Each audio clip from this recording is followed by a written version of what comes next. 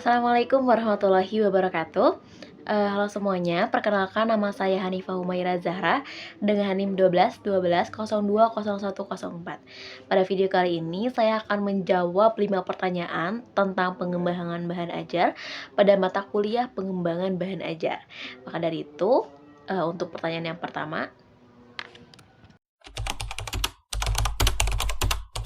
Oke, untuk pertanyaan yang pertama, analisis peran masing-masing antara guru dan murid atau peserta didik dalam pengembangan media digital untuk pembelajaran PAI yang relevan, inovatif, dan berikan contohnya. Nah, tentunya peran untuk pengembangan bahan ajar itu sepertinya selalu dibebankan kepada guru. Bagaimana guru menginovasikan, mengkreasikan bagaimana media digital ini bisa menjadi bahan ajar yang mampu menunjang pengembangan dari peserta didik, pengembangan peserta didik itu sendiri. Nah, dari gurunya sendiri perlu adanya pelatihan, kemudian juga penyadaran tentang bagaimana pemanfaatan media digital pada saat ini untuk pembelajaran, kemudian bagaimana cara mengkreasikannya agar menjadi lebih menarik, dan begitupun tugas anak untuk berkolaborasi bersama guru untuk sama-sama menyukseskan proses pembelajaran, yaitu dengan anak-anak juga diberikan edukasi tentang bagaimana penggunaan media digital, kemudian bagaimana penggunaan teknologi secara bijak. Nah, itu menjadi peran kedua belah pihak antara guru dan murid. Walaupun pada akhirnya yang dititik beratkan adalah guru, bagaimana cara guru mengedukasi dan memberitahu siswa tentang manfaat dari teknologi dan bagaimana cara memanfaatkan teknologi dengan bijak. Seperti itu. Contohnya, itu saya biasa menggunakan Kahoot ketika evaluasi pembelajaran di akhir. Nah, di situ tuh kan kalau di sekolah saya itu boleh membawa handphone. Nah, di situ bagaimana caranya guru bisa menertibkan anak-anak untuk membuka apa yang disuruh oleh guru, kemudian bagaimana guru menyampaikan prosedur dalam penggunaan Kahoot. Nah, itu tuh merupakan salah satu kolaborasi teknologi, media teknologi untuk sebagai tunjangan bahan ajar. Untuk pertanyaan yang kedua, tentang apa itu praktikum dalam konteks pembelajaran PAI. Yang saya pahami bahwasanya praktikum dalam pembelajaran PAI itu bagaimana caranya kita mensimulasikan atau kita menerapkan metode pembelajaran yang melibatkan peserta didik secara langsung di kelas gitu, di sekolahnya itu secara real. Biasanya kan kalau kita micro teaching itu muridnya tuh dari mahasiswa, sedangkan kalau praktikum PAI itu tuh langsung di tempat dimana proses belajar mengajar. Nah, identifikasi masalah atau identifikasi bagaimana saya memanfaatkan pengalaman PPL ini untuk mengidentifikasi kebutuhan pengembangan pedoman praktikum PAI. Tentunya yang saya temui pada saat PPL, saya sempat membuat pertanyaan tentang bagaimana pemahaman para murid tentang konsep beragama gitu di kelas 9. Kemudian saya menemukan bahwasanya banyak dari mereka yang masih bingung tentang makna dari pembelajaran PAI itu sendiri. Dan ternyata setelah 3 tahun, karena yang diajarnya kelas 9 ya, setelah 3 tahun belajar PAI, mereka masih bingung dan belum yakin tentang kebenaran agama Islam. Nah, itu yang saya miriskan, bahwasanya memang ternyata pembelajaran PAI itu masih dilaksanakan sekadar hanya praktik, teoritis tanpa mendalami makna di balik kenapa kita harus sholat atau kenapa kita harus berkurban. Nah, ternyata anak kelas 9 ini tuh masih di tahap itu gitu, kayak mereka sudah belajar tentang praktik sholat, kemudian praktik berkurban, tapi mereka tidak paham tentang kenapa mereka harus sholat, harus berpuasa dan berkurban. Kemudian mereka mempertanyakan tentang semua agama menjanjikan surga. Jadi agama mana yang paling benar? Berarti perlu ditanamkan kembali tauhid di awal dalam pembelajaran PAI. Itu yang menurut saya menjadi suatu kebutuhan pengembangan pedoman praktikum PAI. Jadi untuk tahap pertama tentunya kita perlu menanamkan tauhid dulu gitu dalam pendidikan agama Islam. Karena ya pada faktanya di lapangannya yang sudah belajar PAI 3 tahun dari semenjak dia kelas 1 gitu ya, kalau di ranah SMP masih ragu dengan keyakinannya gitu. Jadi itu merupakan PR bagi pendidik agama Islam untuk meyakinkan tentang agama yang dia anut. Nah, sekarang berbicara tentang LKS, yaitu lembar kerja siswa, yang merupakan salah satu media pembelajaran yang sangat efektif dalam proses belajar mengajar. Nah, terutama dalam mata pelajaran pendidikan agama Islam, LKS itu dirancang untuk memberikan kesempatan kepada murid atau peserta didik agar lebih aktif dalam proses pembelajaran, sehingga pemahaman tentang materi yang diajarkan itu lebih dipahami dan juga pemahaman tentang konsep-konsep agama menjadi lebih mendalam dan bermakna. Seperti yang tadi saya sebutkan bahwasanya ya pendidikan agama Islam itu kurang bermakna gitu. Jadi mereka tuh kurang memahami esensi dari apa yang dipelajari gitu pada materi pembelajaran PAI. Tentunya untuk menunjang pemahaman agar pembelajarannya menjadi pembelajaran bermakna, yaitu dengan adanya LKS, lembar kerja siswa. Nah, kalau kita ngomongin konsep dasar pengembangan LKS PAI, yang pertama itu harus berpusat kepada siswa. Kemudian juga harus berorientasi kepada tujuan pembelajaran dan juga menggunakan bahasa yang sederhana dan mudah dipahami. Seperti itu. Kemudian juga perlu adanya variasi dari bentuk soal, kemudian juga penyajian materinya itu harus sistematis gitu. Kemudian perlu menarik gitu, memperhatikan aspek visual. Seperti misalnya menggunakan LKS yang berwarna, misalnya untuk jenjang SD. Pokoknya gimana caranya si LKS itu bisa menunjang proses pembelajaran menjadi lebih aktif dan juga dapat memenuhi atau dapat sampai kepada tujuannya gitu. Nah, prinsip-prinsip dari LKS itu ada apa aja sih? Yang pertama, relevansi dari materinya itu sendiri, jangan sampai berbeda. Kemudian aktivitasnya, jadi LKS itu harus mendorong siswa untuk aktif terlibat dalam proses pembelajaran, baik individu maupun kelompok. Terus harus bermakna, jangan sampai kayak hanya sekedar formalitas saja, namun tidak sampai gitu maknanya kepada peserta didik. Kemudian juga perlu menyenangkan, karena ya kalau LKS-nya sudah bagus tapi tidak menyenangkan ya kurang seru gitu. Jadi muridnya itu jadi kurang aktif. Kemudian juga perlu variatif dan juga terukur gitu. Jangan sampai kita ngasih LKS tidak sesuai dengan jenjangnya gitu. Nah, kemudian karakteristik peserta didik juga perlu diperhatikan, kayak usianya, terus minatnya, kemampuan, sama latar belakang.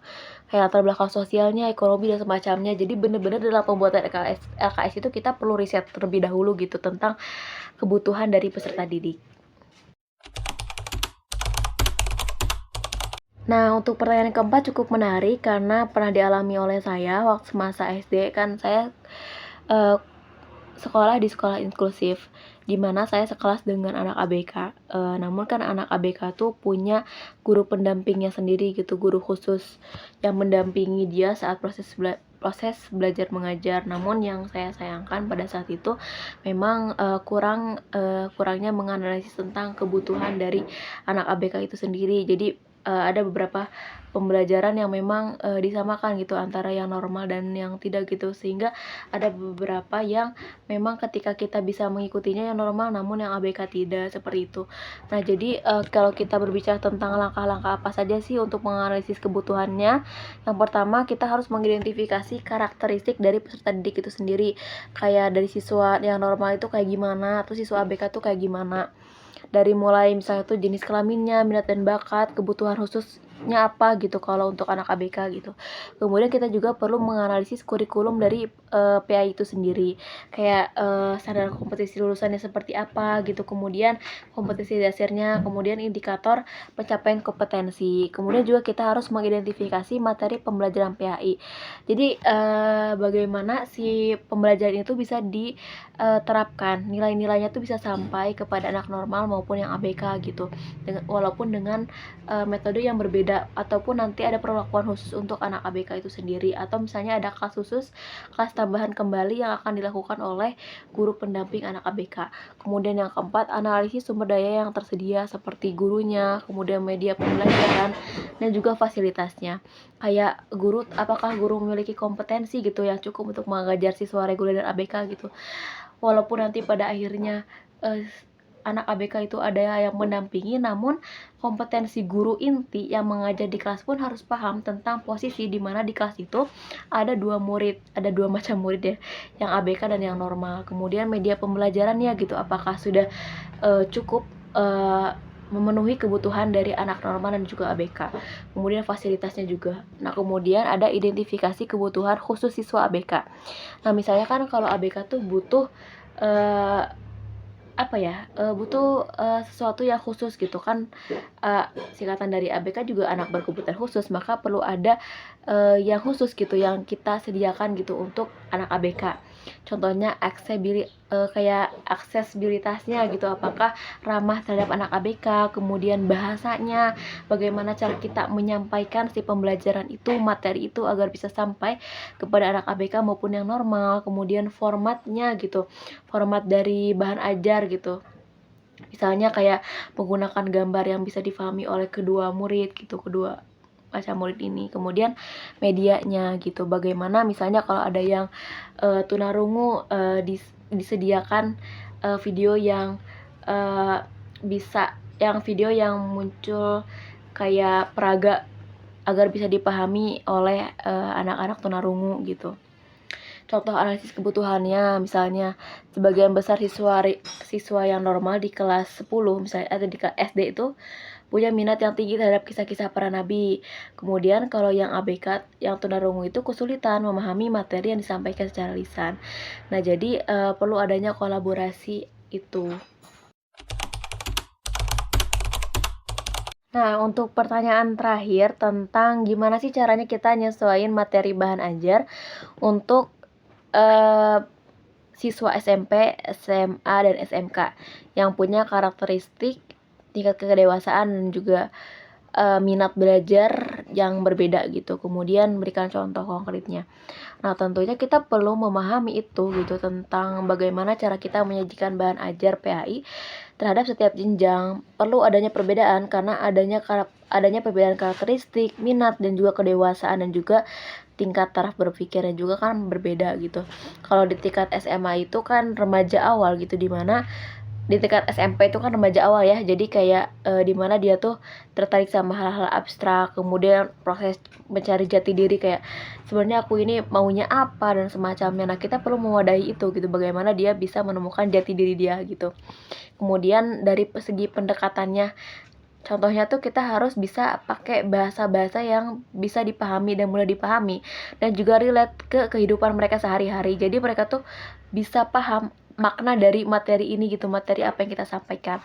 Contohnya nih, tentang tema akidah. Nah, materinya rukun iman dan Islam. Nah, kita bisa pakai cerita-cerita yang inspiratif gitu tentang para nabi dan sahabat gitu, biar menumbuhkan akidah mereka gitu, dan harus relate dengan kehidupan mereka, karena kan saya pun PPL-nya di SMP ya. Jadi ketika mereka diceritakan tentang suatu konsep materi gitu, kemudian dikaitkan dengan kehidupan mereka sehari-hari, nah mereka tuh mudah paham gitu, dan mereka paham gitu tentang makna yang didapat tuh apa gitu. Jadi oh ternyata kita belajar husnuzon itu agar kita hidup lebih tenang dan semacamnya gitu. Kemudian kita pun ketika ada sesuatu yang terjadi di kelas, kita harus mengaitkan dengan si materi itu gitu. Itu yang saya rasakan dan juga yang saya terapkan dalam uh, penerapan bahan ajar di SMP. Kemudian kalau di kemudian mengadakan tanya jawab, apalagi di kelas 9. Di kelas 9 itu taraf berpikir anak tuh mulai naik gitu. Jadi kayak mereka banyak bertanya tentang segala hal gitu, kayak misalnya kurban tuh kenapa harus sama sapi, harus sama kambing, kenapa nggak boleh ayam dan semacamnya. Nah itu tuh kita harus bisa menjawab segala pertanyaan itu gitu. Walaupun nanti pada akhirnya kita nggak bisa, tapi kita seenggaknya kasih pemahaman ke mereka tentang kenapa itu harus dilakukan gitu. Dan bisa diskusinya dilanjut di pertemuan-pertemuan selanjutnya. Nah, kalau di SMA itu lebih ke mendalami konsep dan membangun karakter. Nah, ketika mereka sudah memahami tentang jati diri mereka, nah mereka tuh kan ada di fase remaja akhir kan anak SMA itu. Jadi mulai berpikirnya lebih rasional dan kritis. Terus kayak memiliki minat yang lebih spesifik. Kayak aku sukanya ke IPA atau IPS, kan ada penjurusan ya. Nah, terus juga pendekatan yang harus dilakukan itu adalah kita harus menyajikan materi yang lebih mendalam dan kompleks gitu, serta mengaitkannya sama isu-isu kontemporer kayak bagaimana sekarang pemerintahan misalnya kalau tentang Bugot.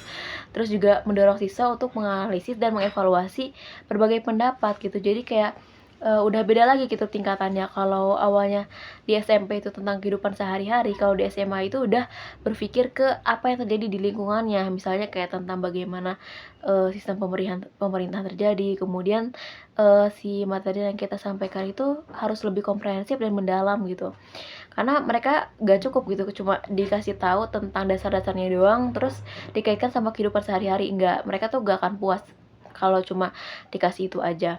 Contohnya nih misalnya tuh tentang temanya akhlak, materinya akhlak terhadap sesama manusia.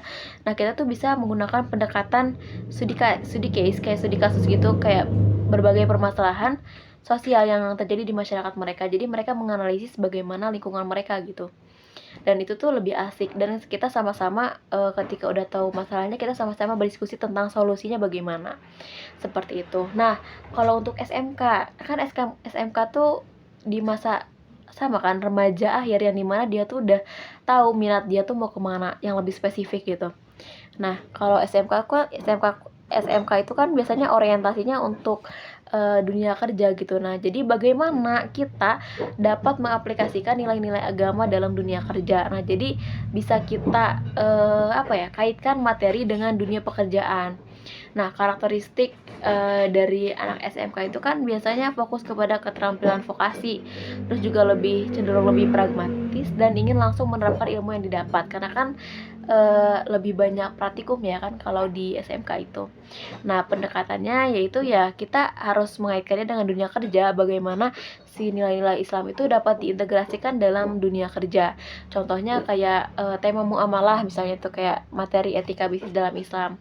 Nah, misalnya kayak siswa diajak menganalisis kasus-kasus korupsi, atau misalnya kita disuruh mereka untuk berjualan, dan mereka dalam proses penjualan itu mereka menanamkan nilai-nilai Islam. Lah itu bisa aja gitu, karena kan SMK itu lebih suka praktikum gitu, karena kebanyakan dari materinya kan praktikum, membuat project dan semacamnya kayak seperti itu.